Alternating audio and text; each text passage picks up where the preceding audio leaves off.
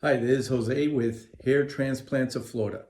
Today I'd like to talk to you about patients that are electing to go to Turkey and also choosing very low-ball clinics here in the United States to have their hair restored. My biggest recommendation is take your time in choosing. I know it's an investment. There's financing available for surgeries like this. However, when you choose a low ball and you focus only on low cost, you're going to end up in trouble. And we'll share a couple of examples with you.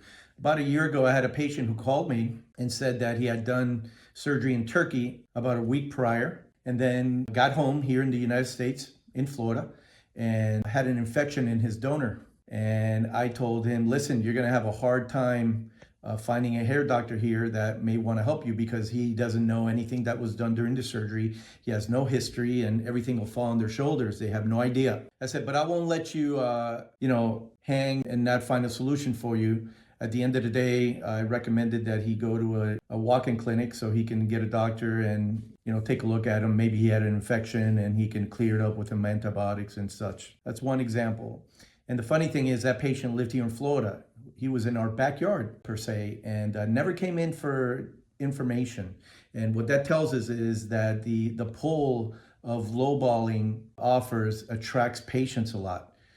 Paying $3,000 to $4,000, for a 7-8 hour surgery seems like a good deal, but then you pay the price on the back end. Today, I had a patient that called. We're located in Southwest Florida, and I had a patient that called that went to Miami. Not going to name names. There's a company that's doing a lot of social media, charging $4,000 for a hair transplant surgery. But he did it about a year ago, and was calling to see if we could help with his donor because it was harvested so wrong and was completely destroyed that now he can't wear his hair faded anymore, which is the reason why patients do an FUE surgery one by one, because it allows them to wear their hair really short.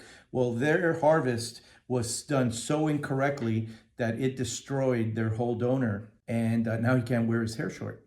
And even when he wears it a little long, he says you can see through, and unfortunately, you get what you pay for. And there's a lot of these clinics that are popping up left and right that aren't very experienced. A lot of these surgeries are either being performed by a doctor that does not have experience, or they're letting technicians do full surgeries, and the doctor isn't even a specialist and much less involved in the surgery. And the patients are paying the price. We're starting to see big waves of these patients that chose to pay $3,000 to $4,000 only looking at the dollar amount instead of looking at the quality. I always recommend from the heart and with 20 years of experience, if you don't have all the money for a good hair transplant, either wait till you do, or there's financing available. So you can finance the difference, get a great service, get a great result, which is what you deserve, which is the reason you're doing this in the first place. You don't want to do this and it end up bad and then have a problem. For that, don't do anything. But if you're looking to get your hair restored, choose an experienced specialist in hair that only does hair, whose doctor is involved in the surgery from beginning to end, and you're gonna have a lot better result and experience. So if you like any more information, you can reach us at 855-855-4310. Jose Schmidt with Hair Transplants of Florida.